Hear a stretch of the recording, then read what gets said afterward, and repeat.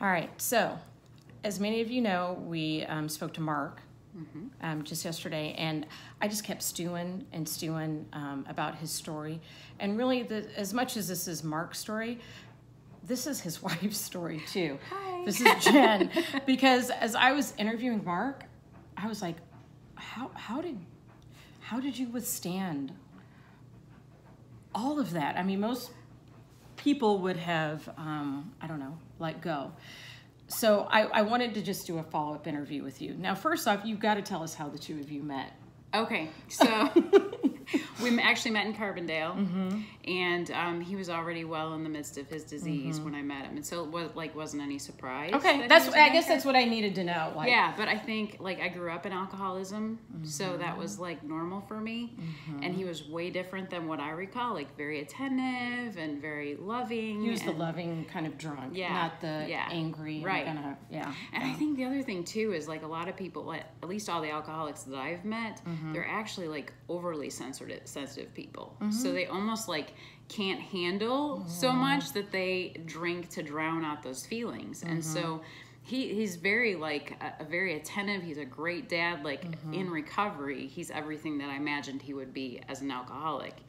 I just didn't understand where that disease was going to take us. So you met him when he was in the midst of his disease. So you had to withstand a lot. I mean, we're talking unconditional love, patience. I mean, how do you do that?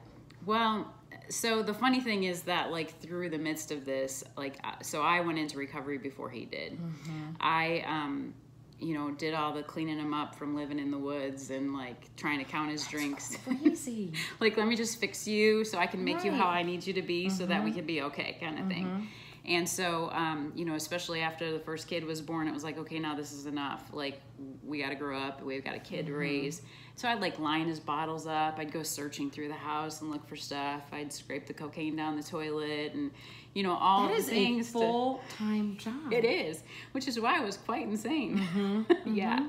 So I knew, as the disease progressed, I had my own crutches. I had an eating disorder. I was trying to control things in every way, shape, and form. I worked 15, 20-hour days, didn't sleep, trying to catch up on his debt. He'd create it. I'd try to catch up because this disease is expensive, And so I got to the point where I was I wanted him to be okay, but I had actually talked to a divorce lawyer just because financially we were going to lose our home. I couldn't buy groceries. And you had how many kids? This was after Peyton? I was pregnant with Riley. You were pregnant with Riley? Yeah. So Peyton was 3 and I was pregnant with Riley. He actually went to jail days before I delivered. And so, yeah, he was so I actually was at a point where I'm I don't want to be without him, but I can't live with him, that kind of thing. And so I really just wanted to be able to control the debt because I thought if I could just control his damage, then I could deal with the rest.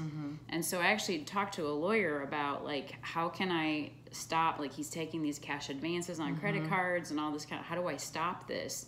And they were you can get a divorce. And I'm but I don't want a divorce. So, well, let me ask you this, because you're a mom now of girls. And as I think about that, for me, or even if my daughter was going through that, at what point did your family ever say, enough, cut your losses, Jen? I don't think they knew. Okay. I was just curious because that would be very difficult to watch my daughter in that level of turmoil. I spent a lot of energy trying to make the outsides look okay. So our house looked nice, and I worked lots of hours, and I would call in to work for him, and I'd call and say, oh, well, so-and-so's sick. So, I was sick a lot, and physically I really was because stress does a lot of stuff to you. You probably remember seeing me a lot. I do. Well, and a lot of that I didn't know. Right. I'll be honest with you. I didn't know what you and even your kids were going through. I didn't take care of Mark at the time. Right. But I think it was when he was in a sober living situation that we had more of a conversation about it. Yeah, I remember one specific time, and I don't know if you remember this, but I was going to come in and talk to you about the depression was getting overwhelming. And I was having these blackout moments or whiteout moments where I'd be driving and forget where I'm at. And I'd be shoot, do I drive? Which way do I go? Like, just to go to the grocery store, I'd forget how to get there. And so I had made an appointment to come see you, and I was like, oh my God, I'm going to be late. I'm going to be late. I'm going to be late. And so I'd called the office, like, in tears, like, I'm going to be late, but I really need this appointment. And you don't understand. They're like, well, we'll talk to her, but 15 minutes or 10 minutes or whatever. And so when I came in and you realized what was happening, you're like, why didn't you just tell them that you needed to have this appointment, that you were struggling with depression? And I couldn't, because I had spent all this time and energy. But the thing that people don't realize that are in this disease is that it all comes out sideways. And so I was manipulating people. I was mean to the wrong people. Like, everything was coming out sideways. I wasn't a very good mom. I was yelling at the kids all the time. I had Peyton in the backseat at 2 a.m, driving to the crack houses looking for him. Oh my God. I mean, I was doing insane things that you never thought you would ever do. But it was part of my normal life, and so, but I didn't, like, the people that I worked with had no idea, and so I just thought, I'll just keep this thing going, and part of the codependency enabling situation. Yeah, I mean, because I knew that if people knew, like, how bad he was, they would tell me to get rid of him, and I wasn't ready to hear that. Because I think I probably would have said that too. Oh, absolutely. Sorry, Mark. I mean, but I love you. Yes, love you. So glad you're better. But there's a part of when his sickness makes you so sick, and then it spills over to the kids, that you have to have some level of boundaries. The thing that really was life-changing for me is when I started AlAnon. So I actually went in, my birthday is February 2nd, 2005. So I literally came in months before he did. Before he started his recovery. Okay. And at that point, I started learning these tools of, like, how not to fight back, how not to clean up after him, how to step over him when he's drunk, how, how to take care of me, how to get enough sleep. And so as I'm learning these tools, like, I stopped doing the dance with him. I stopped doing the arguing, so he had an excuse to go back out and that kind of stuff. And he talked about yesterday about how it was like Easter weekend, and I was getting ready to go up north for my parents, and I was like, what am I going to say? Like, they have no idea. I'm sure they had some clue that something things were bad, but I thought, I can't do it anymore. And so I remember exactly standing in our little, like, port patio thing, thinking, okay, God, like, I can't do this anymore. I can't. So I'm taking the kids, I'm going up, and I'm coming back and filing for divorce. And I came back, and he was admitting himself into a treatment center. And he had been through lots of treatment centers, but it was the first time he was admitting himself. Yeah. And he was like, I can't do this anymore. So I was like, oh my gosh, okay. So that was kind of a turning point for us. But I think the big thing for me was that in AlAnon, I realized how sick I was sick well before I ever got into a relationship. Well, I was about to say, because it sounds like you both had some issues, and maybe that's why you attracted each other. Well, so most people don't understand that alcoholism is a true disease, and that alcoholism is actually a brain disease. The alcohol itself, the drugs itself, are the symptom of the disease. So we actually have the same disease. Right. Eating disorder is extremely similar. Obsession. And, he obsessed over his alcohol, and I obsessed over people, places, and things. And it didn't matter what it was. I could obsess to any lengths. And so if it wasn't about him, it was about the kids, or it was about the house, or it was about the finances, or it was about something I said to somebody the wrong way on that certain date. And I was like, how do I fix this? And so through attending my own 12-step program, I was able to really start taking a look at how I was manipulating him. I was manipulating all the circumstances. For your needs. To make him be okay so that I could be okay. I did not know how to be okay unless he was. And so I had to, develop my own relationship with a higher power. I had to develop my own relationship with myself and figure out how to be self-supporting through my own contributions. Because that's part of why he's been so successful. I mean, we have a lot of people that have gone through that journey, but when the people around them aren't healed, then that's when they fall back into some of the same patterns. Well, or the relationships are so hard because he even talked about, I married him as an alcoholic, and he is a completely different person today than he was. He's not the person you married. And I'm not the person he married. And so we literally had to restart this relationship, all over again. What if you didn't like each other? That was what he said. Right? It's like, he said, I don't know if I like you. Right. I was like, well, but I love we're kind you. of X amount of years and kids into this, so we've got to get this figured out. He always says, like, we had a baseline. We had a baseline. We did love each other. We did have some common grounds. We did have fun through those years. It's not like it was all bad.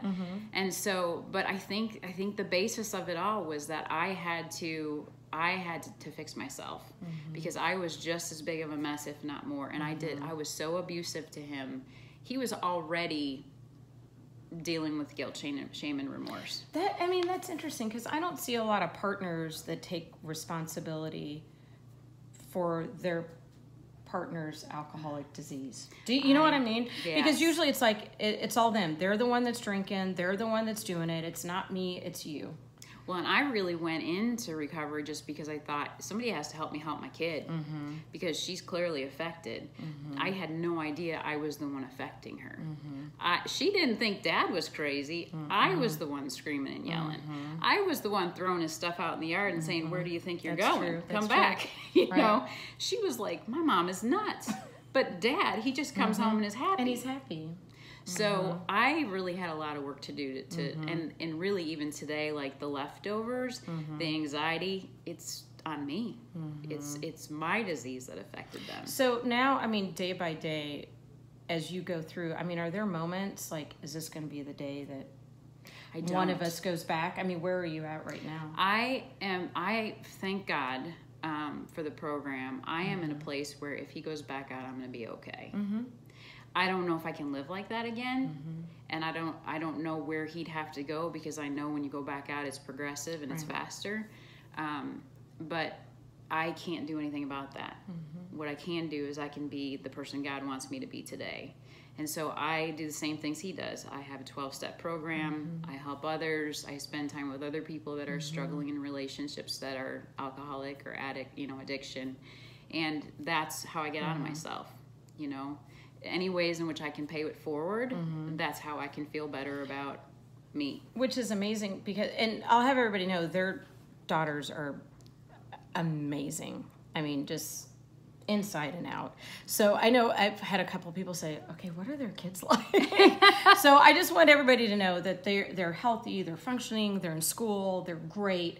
But I think part of that is the kudos to the work that the two of you do. Because we could be having a whole other conversation as we know that kids of alcoholics and addicts are very high risk. 50%. Right. So, so now you have that in the back of your mind of how do I keep my kids healthy? And I can't. I can't. And that's why, we've made them all go to 6 meetings and they know where to go and they hated every moment of it. They went kicking and screaming. My oldest is actually considering going back. But what we told them was, you don't have to stay. But in this house, we have recovery, and you will know where your options are. Right. So if you go back out there and you end up on the other side of the 50%, because you're going to be either side. You're either going to be an AlAnon or you're going to be an alcoholic, or both. But you're affected, so there's no way out of it. So you know that if you go to that level of insanity, where your solution's going to be. I can't give it to them, but I can show them where it's at. Yeah, because those are tough conversations. Yeah. I would imagine.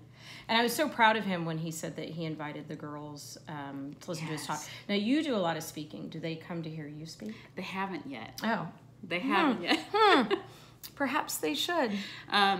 We had talked about it, because we've done the speaking engagements together before, and it's really cool because the way we remember things is different, and God knows which way is right. It's probably a little bit of mix, but I went through more whiteouts than he did blackouts. There were moments in time that I don't remember anything, and he can recall, like even developmental milestones for the kids. He can recall that. And you don't remember? It was all a blur. Wow. Yeah. So it's pretty cool though, because I think a lot of people that haven't struggled in disease don't have an opportunity to redo it in a better way, and give them an option. I remember one thing I was taught. So Riley was just a toddler, and I was early in recovery, so I was only a couple of years in, and she was new at potty training. And I don't remember where Mark was, but I was doing all of the things, you know, the 15-hour days and trying to get one to daycare, and he wasn't home, and I was trying to get out the door, and she had an accident in the middle of the floor. And I started yelling at her, like I could see myself from the outside as this mom yelling at this poor little kid. And she's just standing there like, ah. And I was like, I couldn't stop myself. And so I ended up calling somebody in the program, like, I can't believe I just did this. And they're like, how cool that your kid not only gets to see how you can like make mistakes, but how you can go back and do it different. So she doesn't see a perfect mom all the time, but she sees that through your imperfections, you can go back and do it different, and she doesn't have to be perfect. Which is important, because in this world we're all going to make mistakes, we're all going to have struggles, but it's how you work to improve that.